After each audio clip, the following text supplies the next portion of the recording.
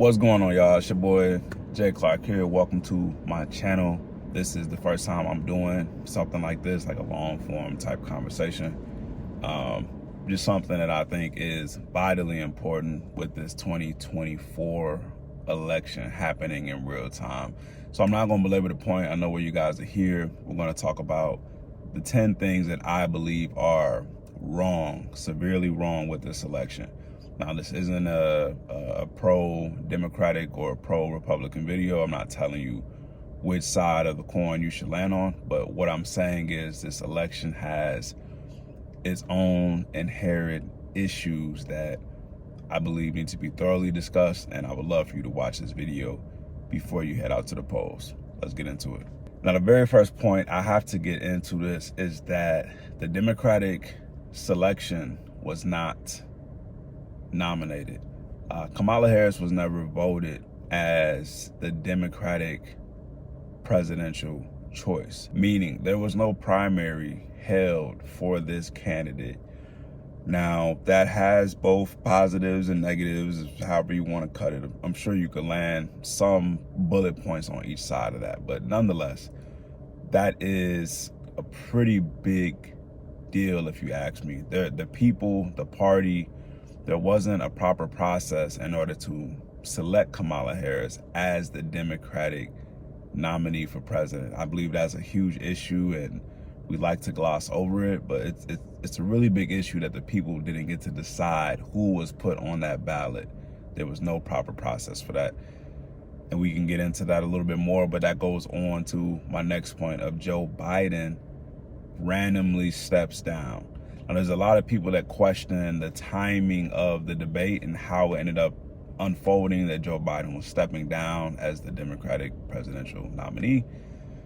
The timing could have been intentional by the Democratic Party. It could have been somewhat intentional by the Republican Party. Who knows? But the ultimate outcome of that situation is that Joe Biden ended up stepping down from his presidential nominee. He ended up stepping down from the ticket, which created the perfect storm for them to hand place Kamala Harris into that Democratic seat.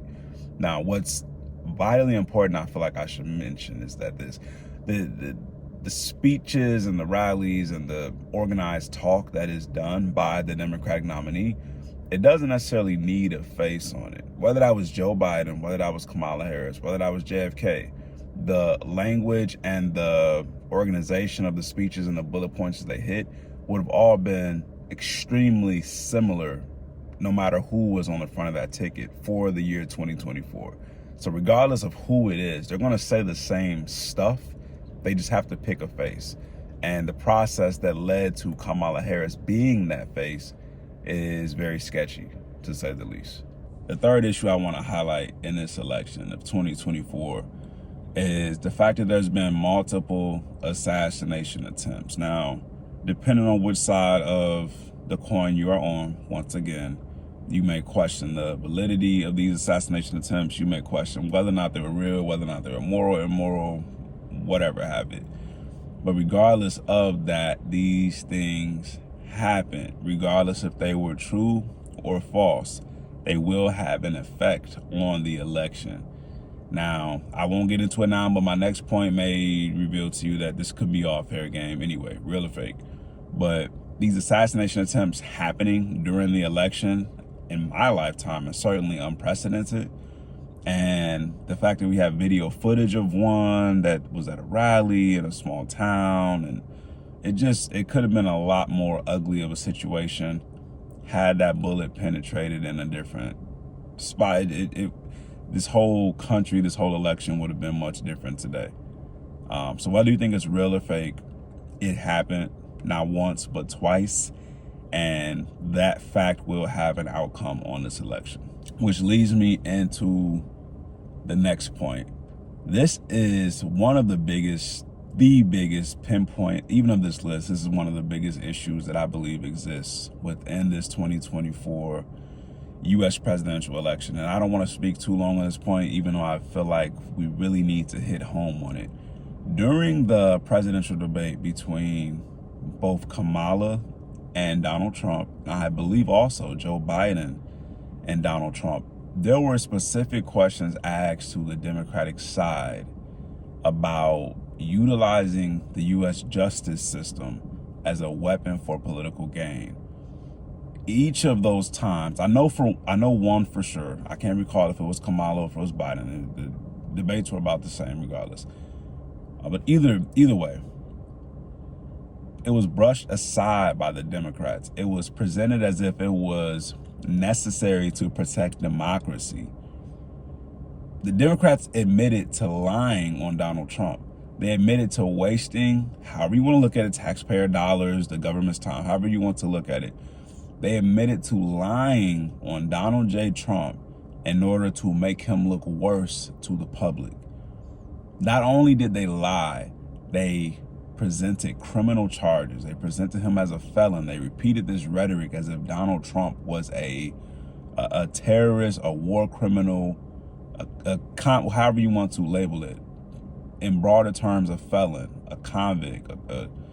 They presented this language to the public, and the public ran with it. Whether it be it true or false, they presented this language to the public. Using the justice system, using criminal charges, felonies, fake charges, however you want to label it, for political gain should be taboo within the United States of America, especially as it's related to a U.S. presidential election. So the fact that we have the U.S. justice system being used as a weapon against one candidate or the other, no matter who it is completely taboo, it's completely unacceptable, and certainly has skewed this election. And then there's Project 2025. I'm not going to get too deep into this because I think it's a waste of time, but this is one of the points that the Democrats have been running on, that Trump is pro Project 2025, that he's somehow directly involved with it because his associates are involved with it. Guys, these are just political think groups. They come together, no different than companies within an industry talking about business. They're making suggestions. They're almost like labor unions. I almost think of them as on the political side. But they're coming together. They're coming with these policies, these opinions, really procedures, laws that they want to put in place, and they will present that to their party. That does not mean that if Trump is elected, this entire document is going to go into action and we're going to live by it as a society. It's just insane to think. Moving on, another issue with this election is that race and gender are playing a major role. Now, it's no secret to me that there are going to be biases. There's going to be subconscious as well as conscious biases that people live by and frankly vote by. But the media push, the marketing, the strategy being grounded in race, religion, gender, to me is just unproductive. Our strategies for voting or for gathering votes from our elected officials should be about policy, should be about the betterment of the people's lives, not just simply who they are. Who they are matters, and it will affect who they vote for and why they vote for those people. But if we're going to ground our entire campaign in our identity alone, I don't believe that's going to be fruitful for the whole. And it could also be disingenuous. Say what you want about who she is or what she represents. I'm speaking of the Democratic nominee at this point. Her being a woman, her being black, her being of Indian descent does not qualify her or disqualify her for the position of being U.S. president. It will get her votes. I'm not going to say it may. Her being black will get her votes. Her being a woman will get her votes. Her being of Indian descent or Asian descent will certainly get her votes. But that alone should not qualify her nor disqualify her for U.S. president. And on the other side, Donald Trump certainly will get votes for being a man. He certainly will get votes for being white. But these things should not qualify or disqualify him for being U.S. president. And to wrap this up, man, these last 3 points kind of all relate. The last election results are still unclear. If there wasn't a question, there would be none asked, is my motto. If there wasn't a question, there would be none asked. The last election still has a lot of gray area involved. There were some ballots that were counted late and overcounted and lost, and a lot of different stuff going on. which for this election has caused even more chaos because Democratic states specifically are getting even looser on voter verification and voter identification requirements, which is going to lead to obvious voting interference. California is, I don't know if it is a law or if it's discussed as a law, but they're going as far as to you do not need an ID to vote. And if someone asks you for your ID when you're voting, it's some type of state or federal crime at that point. How is voter identification and verification going in the wrong direction? Why can anyone go vote without an ID? It doesn't make sense. So Timmy Tom can go vote today, tomorrow, and the next day because there's no ID required for him to vote.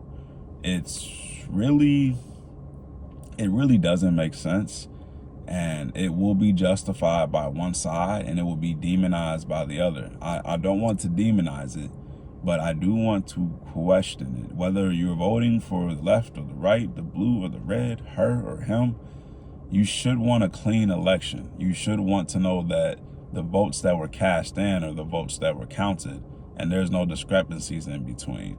So voter identification, voter verification going in the wrong direction is quite clearly going to lead to voter interference of some sort, and we just have to wait and see the results of that. But if there were any questions in the last election, wouldn't it make sense to make sure that this election went out clean, that there were no questions? But the Democratic states in particular, some of them, are going in the wrong direction with this stuff. They want it to be even looser requirements for you to vote, and they don't want to verify who's doing the voting. These are the things that I think are major issues with this current 2024 election. I look forward to seeing how it ends out, who ends up being voted in. I think regardless, there's a lot of rhetoric about what will happen if Trump is not elected. I believe there will be even more issue if he is elected, and we have to see a fallout from the Democratic Party and the Democratic supporters. They've already tried to put him in jail and do different things of that nature. I think the outcry will be much more severe if Donald Trump were to win again. And if he loses, honestly, it'll just be more sorrowful because what will be in store from here. Thank you guys for tuning in. Make sure you subscribe. I'm going to try to do more videos like this, long form, just chopping it up. This election just provided an opportunity to do it, and I had a lot of this stuff on my mind, so I'm glad you guys were able to listen, but be sure to subscribe. We got some more content coming on the way. Peace.